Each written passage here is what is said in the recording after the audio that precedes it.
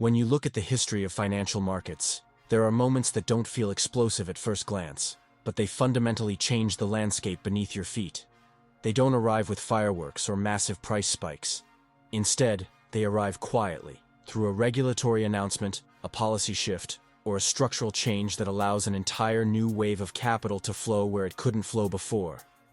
And that's exactly what happened with the latest ruling from the Office of the Comptroller of the Currency, the OCC, in the United States. A ruling that now formally allows American banks to act as intermediaries in crypto transactions. It's a sentence that most people will scroll straight past, but in the long arc of crypto adoption, this may end up being one of the most important developments of the year. Because for years, the story of crypto has been shaped by one defining question. How do you get mainstream institutions, banks, asset managers, hedge funds, pension funds, insurance firms, to engage with digital assets in a way that feels compliant, safe, and familiar? Regulation has always been the bottleneck. Institutional capital doesn't move into areas where there isn't a clear rulebook. Banks don't allocate billions into assets they can't custody under existing law. And until now, crypto has lived in that gray zone where regulators half approved and half warned, never taking a fully committed position. But this ruling is a shift. It isn't vague. It isn't cautious. It doesn't say someday or maybe or possibly. It says banks can act as crypto intermediaries. Banks can facilitate trades. Banks can custody digital assets the same way they custody bonds or equities. Banks can step into a role that crypto exchanges have dominated for a decade. And that sentence breaks down a wall, a psychological wall, a regulatory wall, a liquidity wall.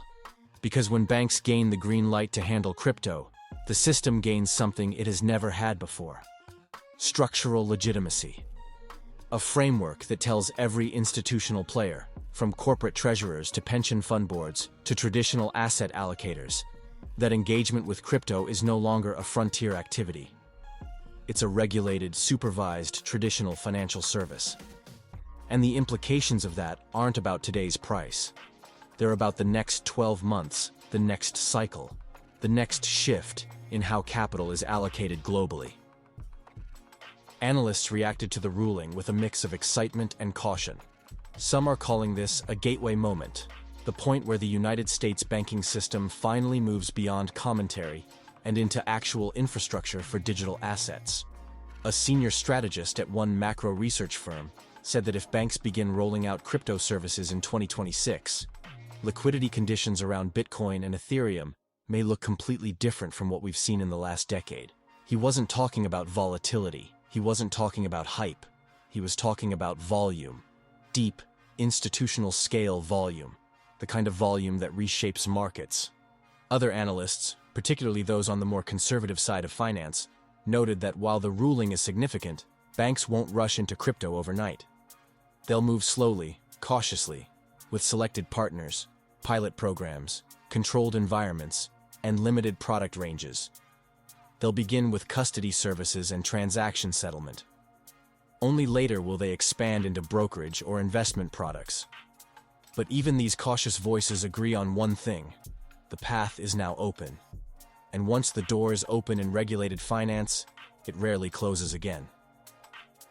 The most bullish commentary came from analysts who specialize in digital asset cycles and institutional behavior. One of them said, almost bluntly, if American banks begin onboarding crypto clients at scale, supply becomes the bottleneck. That's an extraordinary statement. It implies that demand from institutions, once fully unlocked, could outstrip the available float in the market. And when that happens in any asset class, whether it's real estate, commodities, or equities, prices move not because of hype, but because of structural imbalance. You can't print more Bitcoin. You can't mint more Ethereum without consensus. When demand increases suddenly and supply doesn't, the market reprices the entire asset. This ruling matters even more in the context of how institutions think about custody. For years, crypto custody has been handled by exchanges, specialized fintech firms, or institutional custodians like Coinbase or Anchorage. And while these services are robust, they aren't familiar to the traditional financial ecosystem. But when banks step in, when the same institutions that custody billions in gold, treasuries, and corporate debt begin to custody Bitcoin, the perceived risk collapses. The compliance barrier collapses. Suddenly, a pension fund that couldn't legally hold crypto due to custody constraints can now hold it under the same framework it uses for every other asset in its portfolio. This is why several analysts have said that the OCC's ruling isn't merely a regulatory footnote. It's the missing infrastructure piece that institutional crypto has needed for a decade.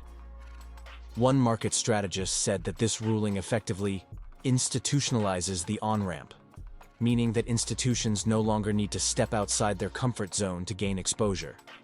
They no longer need to trust third-party crypto-native platforms. They can do everything through the banks they already work with, under the risk models they already use, and the regulators they already answer to. Now, where does this push prices? The analysts are split, but the split isn't between bullish and bearish, it's between short-term and long-term. Short-term, most analysts agree that this ruling will not create an instant rally. Structural shifts rarely do. Banks need time, sometimes years, to implement change. They must build systems, hire teams, develop compliance frameworks, integrate with blockchain infrastructure, and educate clients. One analyst said the price impact would be slow at first, then sudden, meaning that the market may ignore the ruling for a while before realizing how significant it is once the first big institutions begin onboarding. But long-term, the analysis becomes much clearer. Multiple analysts, from digital asset research houses to macro strategy firms, have modeled what bank-enabled adoption could look like. The general consensus is that if even a modest percentage of US banking customers gain access to Bitcoin and Ethereum through their banks, the inflows could dwarf what we saw during the first wave of exchange-driven adoption. And if corporate treasuries gain an easy, regulated path to hold crypto, demand could escalate even further. One analyst projected that under a scenario where banks facilitate crypto exposure for institutional clients, Bitcoin could be repriced into the 150,000 to 200,000 range during the next major liquidity cycle. He wasn't making a moonshot call. He was examining supply, on-chain data, long-term holding patterns, and the impact of institutional order size on thin supply markets. Ethereum, under the same model, could see a repricing into the 5,000 to 7,000 range, depending on staking participation and supply locked in smart contracts. These aren't predictions from influencers. These are models from analysts who specialize in liquidity dynamics and institutional adoption curves. The more cautious analysts point out that regulatory clarity is only one part of the puzzle. They argue that for prices to move significantly, banks must not only offer crypto services, they must promote them, integrate them, and make them accessible to average users. They must build user-friendly interfaces and educational pathways. They must compete with exchanges. They must create products that feel familiar, such as staking-like yield products, structured notes, or managed crypto portfolios. The analysts believe that if banks restrict themselves to basic custody and simple buy and sell services, adoption will be slower than the bullish models suggest. But even the cautious voices acknowledge that the ruling changes the long-term trajectory of crypto adoption. It doesn't push prices up today. It doesn't pump altcoins. It doesn't create a surge of new retail entrants. What it does is remove uncertainty. And when uncertainty fades in an asset class that has spent its entire life fighting for legitimacy, capital begins to flow, slowly at first, then suddenly. That pattern has repeated across financial history, in commodities, in derivatives, in foreign exchange, in equities, and now, very likely, in crypto. One of the most compelling points analysts keep returning to is that crypto adoption has always struggled with the trust gap. People trust banks more than they trust exchanges. They trust institutions more than they trust fintech startups. They trust regulators more than they trust founders. By bringing banks into crypto, the OCC ruling effectively transfers trust from the crypto-native ecosystem into the traditional financial ecosystem. And whether we like it or not, that trust transfer accelerates adoption far more efficiently than any marketing campaign, influencer push, or ETF launch ever could. There's also the question of liquidity. Banks bring liquidity. Deep, regulated, multi-billion-dollar liquidity. They bring corporate clients, high net worth individuals, investment committees, and institutional allocators. They bring scale. And in a market where supply is fixed and long-term holders refuse to sell, scale matters. Liquidity doesn't just create upside, it creates stability. It smooths out volatility. It reduces the likelihood of catastrophic crashes. It allows the asset class to mature. One analyst said that if banks fully integrate crypto over the next 3 years, Bitcoin could move from being a speculative asset into being a reserve asset of the digital economy. That's a profound statement. It implies that Bitcoin could play a structural role, not merely as an investment, but as a foundational component of digital finance. Ethereum, under the same framework, could become the infrastructure layer for digital capital markets, with staking becoming a yield-bearing equivalent to treasury instruments. So will this ruling push prices up today? Probably not. But will it push prices up over time? The overwhelming majority of analysts say yes. Because adoption is not a meme, it's a lifespan. It evolves. And regulation is one of the strongest catalysts for evolution. This moment is not about excitement. It's about trajectory.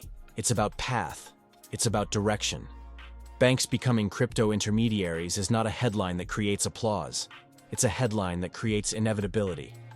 Because when the institutions that control the financial system embrace a new asset class, that asset class begins its transition from the edges to the center.